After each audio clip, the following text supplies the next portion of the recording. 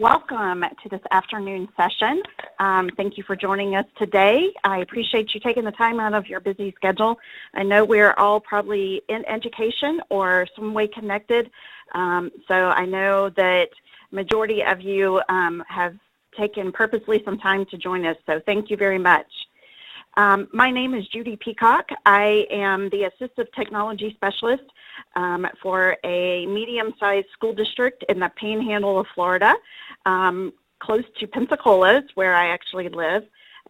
So it is awfully hot and humid here. So for those of you who are in a cooler part of the state, I envy you right now. So it's getting tiresome with this humidity. That's okay. So most of you probably read that this is actually a 3-part series. You can join for one of any of them or all 3 of them, but they will work together as we go to the next 2. So for this one, I'm going to give you just a little intro into Universal Design for Learning, and then we're going to really focus on only one of the networks, which is actually one of my favorite networks, the Affective network. So we'll go ahead and get started. Feel free, if you have any questions, to type them down at the Q&A, and then as I have a chance, I will respond to them as we go forward. So today, the goals that I have for this session is that you all walk away understanding what is actually meant by UDL. Those 3 letters, we use acronyms a lot in education, and this is no different. Universal Design for Learning, UDL. I also hope that your knowledge is increased with your understanding of the key UDL vocabulary words and the principles that go along with UDL. And then we're going to specifically be focusing on some of the methods of engaging students as part of Universal Design for Learning. So hopefully you'll walk away with some ideas.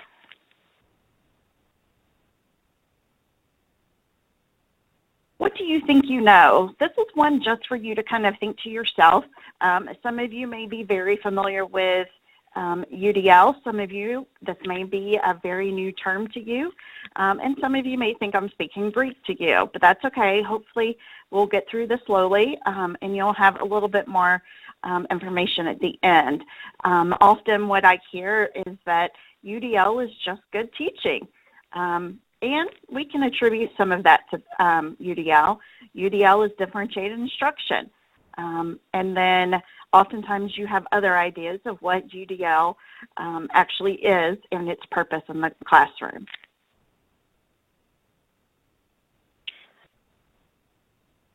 So, in just a minute.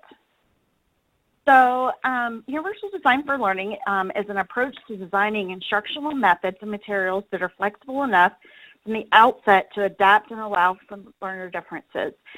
So back in the early 80s, some research individuals were actually looking at education and realizing that there were some serious issues. And they said, okay, what is it that we can do to address these gaps that we are seeing in education? Dr. Rose, as part of CAST, has led CAST for many years. He's actually, I believe, just retiring. So he is what I like to say to my colleagues, the grandfather of UDL, along with several others. And so you'll see him actually in one of the videos and see quotes from him throughout.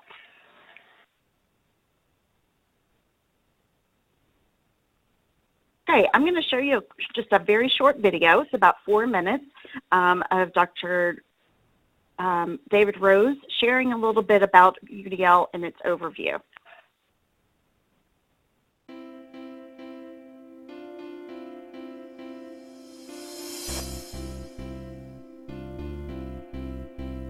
This teacher needs to meet a curriculum goal, and she's got a very diverse group of students. And so does this teacher. And this one. Most do. In fact, research shows that the way people learn is as unique as their fingerprints. What does this mean for teachers of today? Classrooms are highly diverse, and curriculum needs to be designed from the start to meet this diversity. Universal design for learning is an approach to curriculum that minimizes barriers and maximizes learning for all students. Whoa, that's a fancy term. Universal design for learning. Let's unpack it a bit. Let's think about the word universal. By universal, we mean curriculum that can be used and understood by everyone. Each learner in a classroom brings her own background, strengths, needs, and interests. Curriculum should provide genuine learning opportunities for each and every student. Now let's think about the word learning. Learning is not one thing. Neuroscience tells us that our brains have three broad networks. One for recognition, the what of learning, one for skills and strategies, the how of learning, and one for caring and prioritizing, the why of learning. Students need to gain knowledge, skills, and enthusiasm for learning, and a curriculum needs to help them do all three. But every learner is unique, and one size does not fit all. So how do we make a curriculum that challenges and engages diverse learners? This is where the word design comes in. A universally designed building is planned to be flexible and to accommodate all kinds of users, with and without disabilities. It turns out that if you design for those in the margins, your building works better for everyone. Curb cuts and ramps are used by people in wheelchairs, people with strollers, and people on bikes. Captioning on TV serves people who are deaf, people learning English, people in gyms, and spouses who get to sleep at different times.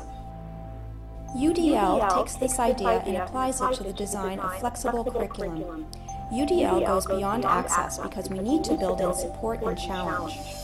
So how do we use the UDL framework to make learning goals, methods, materials, and assessments that work for everyone? First, ask yourself, what is my goal? What do I want my students to know, do, and care about? Then ask, what barriers in the classroom might interfere with my diverse students reaching these goals? To eliminate the barriers, use the 3 UDL principles to create flexible paths to learning so that each student can progress. Number 1, provide multiple means of representation.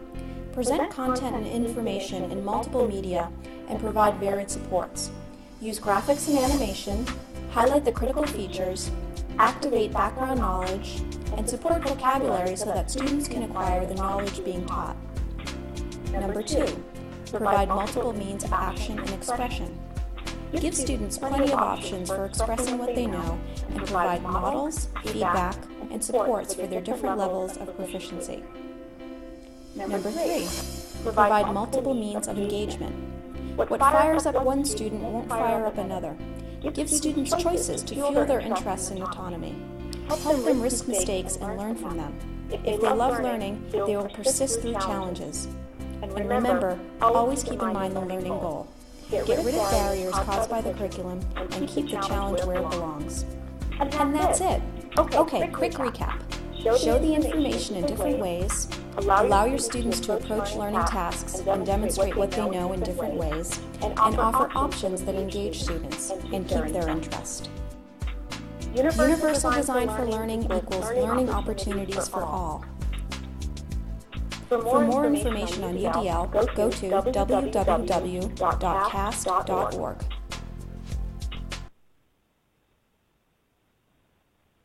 Okay, so hopefully that gave you, like it says in the video, UDL at a glance. It's a very quick overview of UDL as a whole.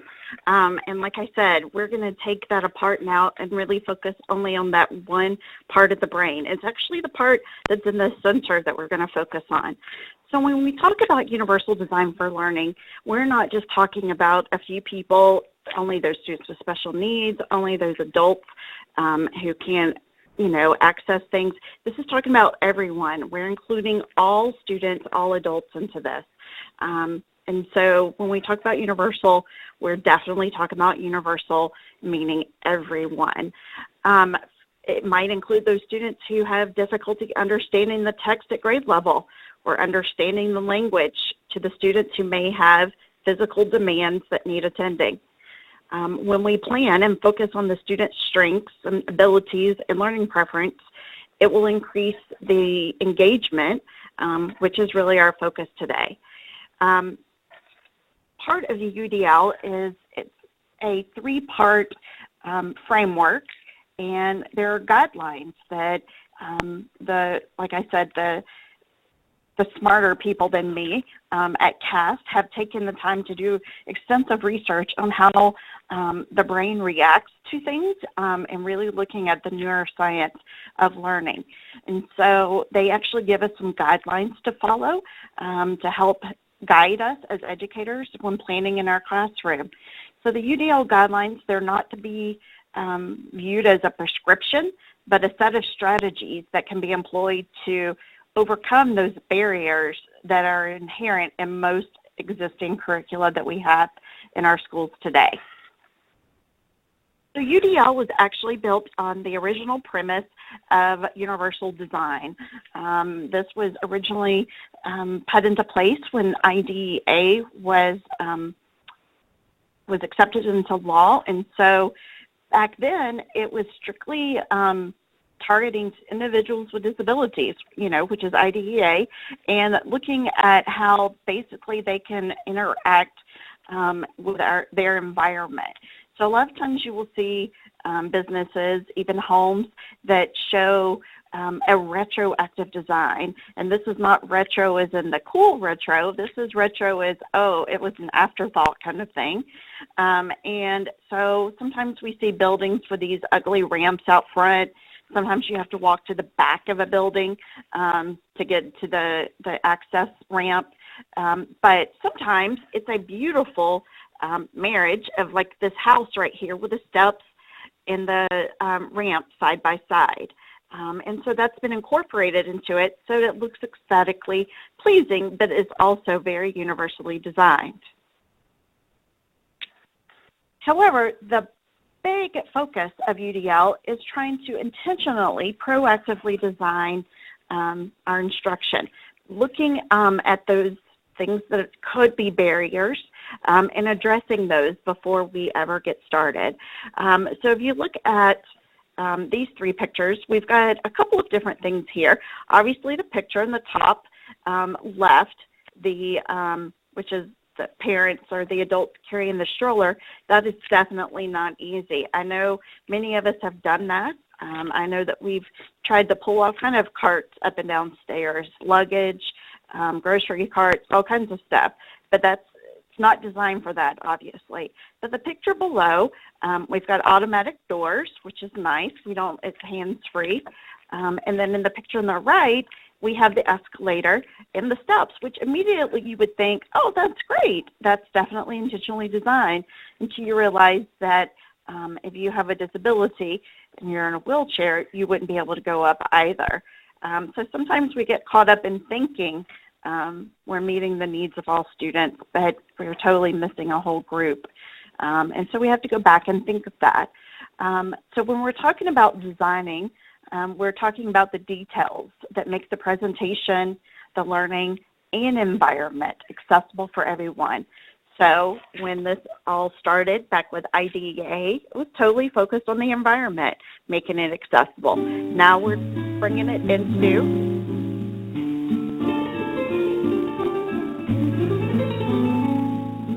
I believe someone may have put their phone on hold. Okay, sorry about that. I'm not sure what happened. Thank you. So when we're looking at this and when we're planning, we're making sure that we're meeting the needs of all individuals when we first are starting to plan things. And so sometimes we do call it proactive planning, but sometimes we start things and then we have to go back and kind of change things to better fit the needs. So sometimes it can be retro also, but at least it's given us a chance to identify those common barriers and plan our instruction and our learning environment around that. So UDL in practice, it draws upon and extends educational approaches with which many educators are already familiar with, so it's not new. It may sound new, the language, but it's not. And it emphasizes the teachers as guides or facilitators, learning as a process, and student construction of knowledge with active rather than passive engagement. The big picture goal of UDL is to eliminate those unnecessary barriers to learning without eliminating challenges. Oftentimes, we look at our special ed classrooms and we think that watering down the curriculum is going to best meet their needs. But instead, we need to address it as eliminating those unnecessary barriers while still providing a challenge for our students to ensure that they're all achieving the standards, that we continue to have high expectations for all students. This is not a general education terminology. It's not a special education terminology.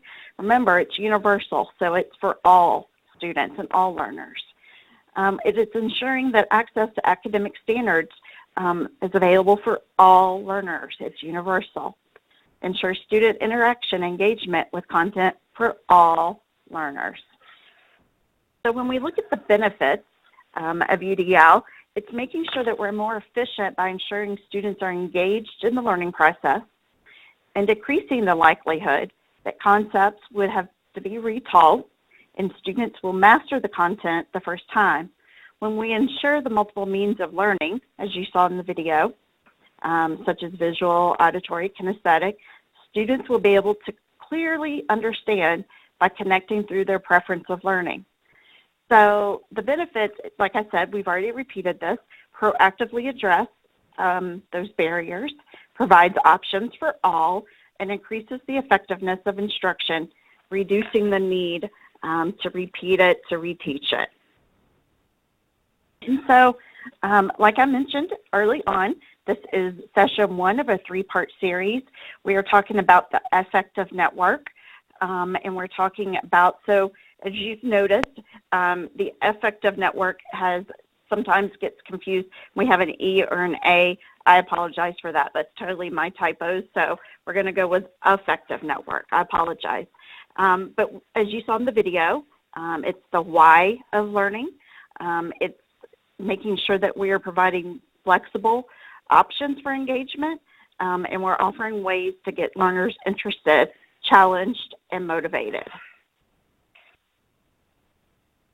Okay, once again, I point out the brain and the outline that you saw in the video.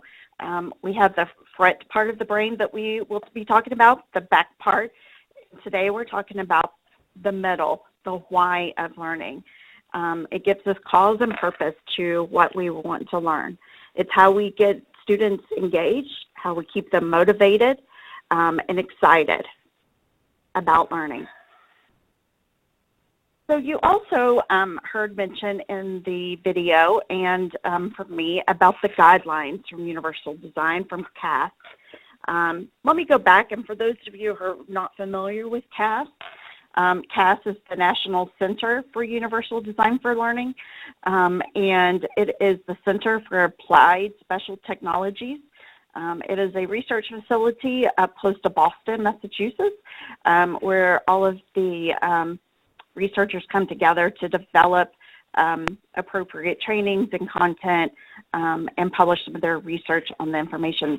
Just a little background there. When you hear me say CAST, you'll know that I'm talking about them. So this is one of those guidelines you saw in the video, and I've mentioned there are 3 parts.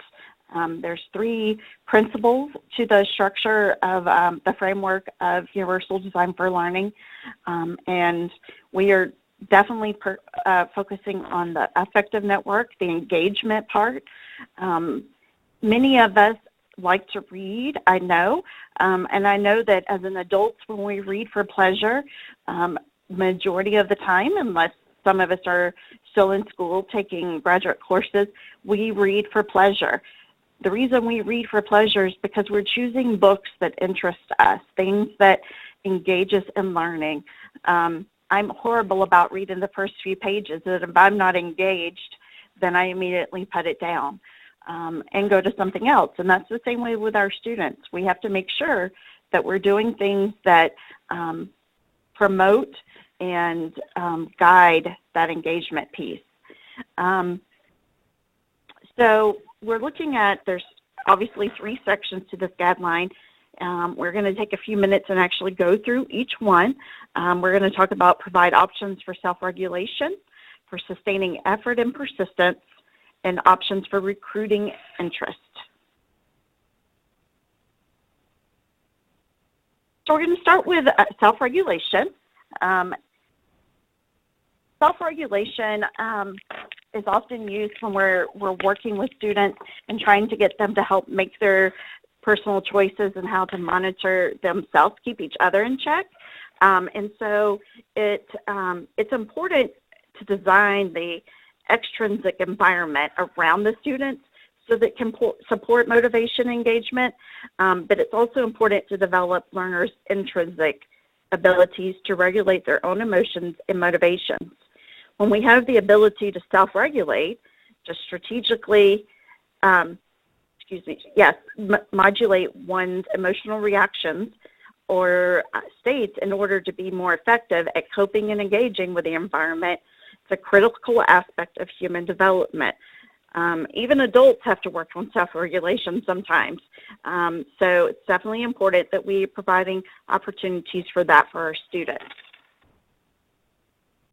It helps us develop kind of a self-assessment and also reflect on ourselves. This kind of goes along with it in the sense that it promotes expectations and beliefs that optimize, facilitates personal coping skills and strategies, and develops self-assessment and reflection.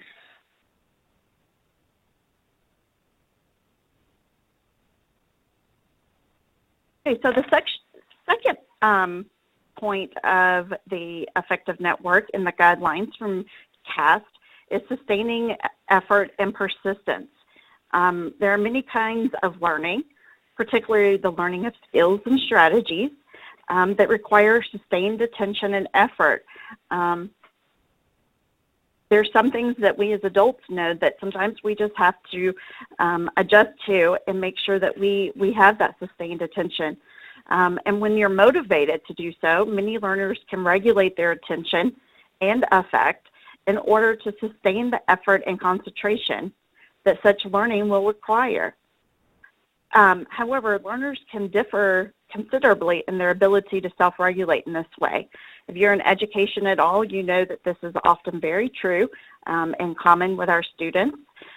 Sometimes their differences reflect disparities in their initial motivation, their capacity and skills for self-regulation, their susceptibility to contextual interference, and so on.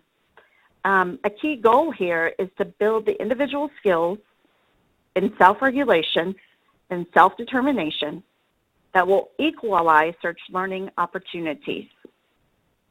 So in the meantime, the external environment must provide options that can equalize accessibility by supporting learners who differ in initial motivation, self-regulation skills, and et cetera. So we've got to make sure that the environment is meeting the needs of the students as well as the instruction and the delivery model so that they're working together to sustain that. So in the next part of sustaining effort and persistence is the heightened salience of goals and objectives. Some ideas here are to prompt or require learners to explicitly formulate or restate goals.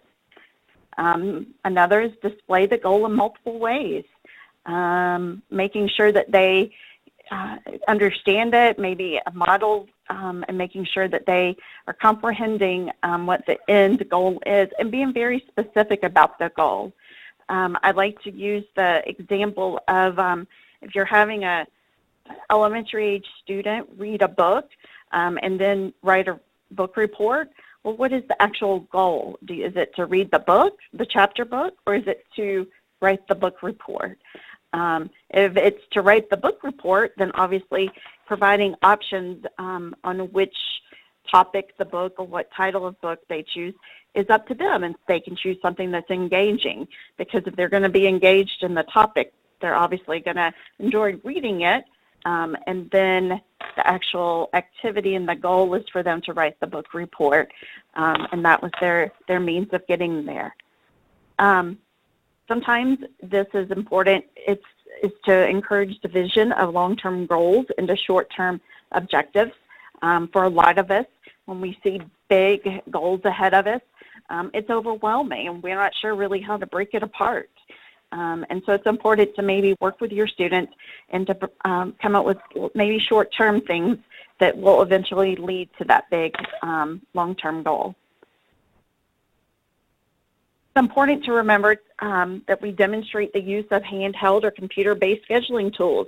All of our students, for the most part, are coming to school with any type of smartphone, sometimes tablets.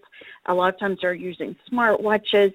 In that setting, and when you have a policy that allows it, demonstrate how all of those can be used for scheduling activities to keep them, to demonstrate their self-regulation skills and to kind of guide them. If they don't have that, there's a lot of programs online that will help them go through scheduling maybe milestones to complete for a big project that's coming up. Using prompts or scaffolds for visualizing desired outcome is very helpful for our students, and engaging the learners in assessment discussions of what constitutes excellent, and then come up with examples that connect back to them. Oftentimes we give an assignment, we don't even bother to tell them how we're going to measure their success, but sometimes it's really important to go back and actually maybe have them involved in setting those goals and saying, hey, if here's your assignment, here's the goal, what does a really good one look like? Okay, what does it look like when somebody just didn't bother to try? And then kind of go in between and help show them that that's how you, as an educator, kind of determine how to best grade some of those projects. So it's important to vary demands and resources to optimize challenge. Differentiate the degree of difficulty or complexity within which core activities can be completed. Sometimes we need to provide alternatives in the permissible tools and scaffolds. Maybe vary the degrees of freedom. And sometimes, so let's go back to the book report. Now my background's actually, when I taught in the classroom, elementary ed. So what happens is I tend to go for those examples. So that's where the book report example comes in. But sometimes if you allow them to say, okay, how is it that you can demonstrate what you've learned here, it gives them an opportunity to, one, think through that process and also take ownership of it, which is going to help to definitely keep them engaged in it. And we go to the next one. Foster collaboration and communication. Create cooperative learning groups with clear goals, roles, and responsibilities. If you're like me, especially in college, I could not understand why we always had to be in learning groups. But had it been taught to me earlier, the purpose and the goal and the role of each of us, then it might have made a little bit more sense to me. Create school-wide programs of positive behavior support with differentiated objectives and supports. I know that in the state of Florida and in other states, we actually have an organization at the state level that supports positive behavior interventions and supports. And they actually come into the district and provide that training, those resources, and that support for doing so. But there's also a variety of models out there that districts can definitely choose from. Provide prompts that guide learners in when and how to ask for help, whether it's asking their peers or asking their teacher or other professionals in the classroom, kind of come up with a model for them. It's important to remember to encourage and support opportunities for peer interactions and supports. Peer tutors have often been an effective method that we've used for years. And there's so many different ways to set up a peer tutoring type model, but that's definitely something that can help support this collaboration and communication. And then create expectations for the group work. Once again, coming up with what are we going to use to measure it, using rubrics and so forth. So the last part of the sustaining effort and persistence is the increased mastery-oriented feedback. At this point, we're looking at providing that feedback that encourages them to continue on, to persevere, to focus on their development of efficacy and self-awareness, and encourage the use of specific supports and strategies in the face of challenge. Equip them with those tools to prepare them for this. Provide feedback that emphasizes effort, improvement, and achieving a standard rather on relative performance. Giving them very specific feedback on how it's connecting back to your ultimate goal, whatever that might be. It's important to provide feedback that is substantive and informative rather than comparative or competitive. Yes, competition is definitely good at times in our classroom, but we don't want to be the single factor in engaging our students. We want to make sure that there's other routes to take when it's not appropriate to be competitive. Provide feedback that models how to incorporate evaluation, including identifying patterns of errors and wrong answers, into positive strategies. And there are a lot of ways to do that, but making sure that when we are giving, it kind of goes back to that whole constructive criticism thing, but making sure that it's connected back to the goal to begin with. Okay, as we move on to the next, we're looking at recruiting interest. This is probably one of the most critical parts of the Affective Network, is making sure that there's interest involved, that the students have a purpose in this. Many of you chose to attend this webinar today. For whatever reason, I'm going to guess that at some level you were interested in the topic of universal design for learning, and maybe more specifically the Affective Network, and learning more about that. And so anything that's going to, recruit your students' interest, whether it be the mode of delivery of instruction or the actual content itself. When we have information that is not attended to, it doesn't engage the learner's cognition, and it makes it inaccessible. So they're just not processing it. They're not catching on to it. So it's important to make sure that we identify that those interests change over time, and what may interest a student today, something may happen, circumstances may change, experiences change, they may have a new skill or new knowledge, then sometimes that interest changes too.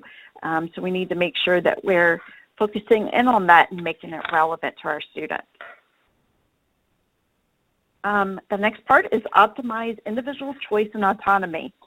When we're focusing in on this part, we can provide learners with as much discretion and autonomy as possible by providing choices in such things as the level of the perceived challenge, the type of rewards or recognition available, the context or content used for practicing and assessing skills, the tools used for information gathering or production, maybe it's the color, design, or graphics and the layout, and the timing for completion of some of these subtasks.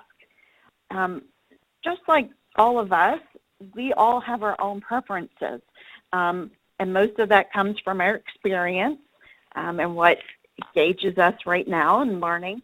But we know as students, as adult learners or as younger learners, that all of these things can definitely engage and recruit that interest when they have a choice in it. I know that, even as an adult, when if I go to a conference and there's 6 breakout sessions every hour, more engaging and recruits my interest more if I have a choice in those sessions rather than being told which session to go to. And as adults, we've learned to, compromise and understand that sometimes that happens. But as students, it's definitely important to remember that. Optimize the relevance, value, and authenticity. Some activities or suggestions here would be to personalize and contextualize to the learner's lives, making things relevant, making it culturally relevant, making it socially relevant, and making it, of course, age and ability appropriate. If I'm in 5th grade, I may not be interested in learning about Paw Patrol, but if I'm in kindergarten, I'm probably going to be very interested. And that's a very generic example, but one to remember. Making sure that it's also appropriate for different racial, cultural, ethnic, and gender groups. Make sure that the activities we are designing have learning outcomes that are also authentic. And making sure that we provide opportunities for active participation, exploration, invite personal responses and self-reflection, going back to self-regulation also, and then making sure that we include activities that foster the use of imagination to solve novel and relevant problems. That's definitely going to get their buy-in and get it connected to them and making it authentic for them. Of course, we all do better when we feel like we're in a safe environment and the distractions are minimized and so are the threats. And so when we're working on recruiting interest with our students, sometimes it's creating an acceptance and supportive classroom climate, making sure that we're very accepting of all, varying the level of novelty or risk when it comes to different activities, different calendars, schedules, routines, and transitions for our students. Options that can maximize even though students and adults are creatures of habit, they like a routine and they like a structure, but sometimes we need to throw that element of surprise just to prepare them that life won't always be scripted and perfect. And so, yes, provide it in a safe environment, but also show them how to react and how to change when the environment's a little different. Involve all participants in the whole class discussions and try not to obviously constantly single out someone or call on the same person. So what does this mean when we look at UDL and technology? Oftentimes I hear individuals say that, especially for the engagement piece, the affective network of the brain, that it's technology driven. And I hear educators say they don't have the money to support UDL.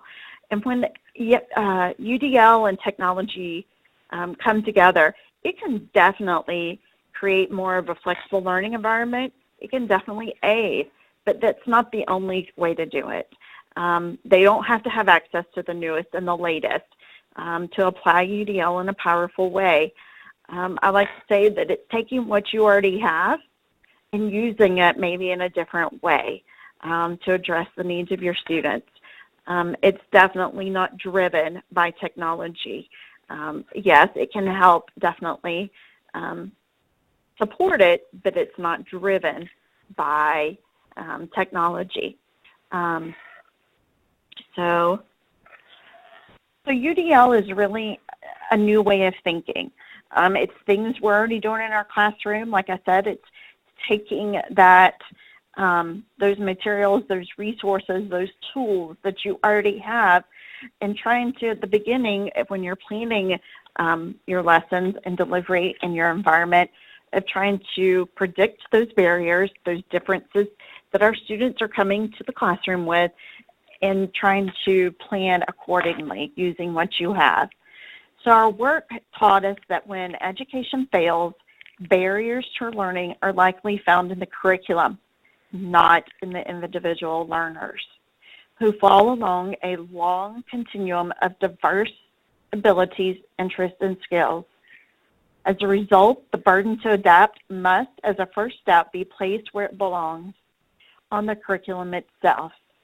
So no, we can't change who we are or who our students are, but we can change the curriculum to meet their needs rather than changing them to meet the curriculum needs.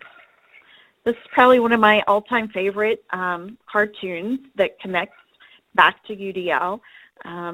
Those of you who are in the northern states or where you have snow, unlike here in Florida, might can relate. But the individual to the left is in a wheelchair. Could you please go ahead and shovel the ramp? All these kids are waiting. I need to clear this off before I can clear your ramp. But all we really need for everyone to access is the ramp. And sometimes we get caught up in making sure that we're doing things on one side and forget to include all of our students and all of their needs, all of their desires, and ways that we can keep them engaged in the learning process. So this brings us to the end of our presentation today.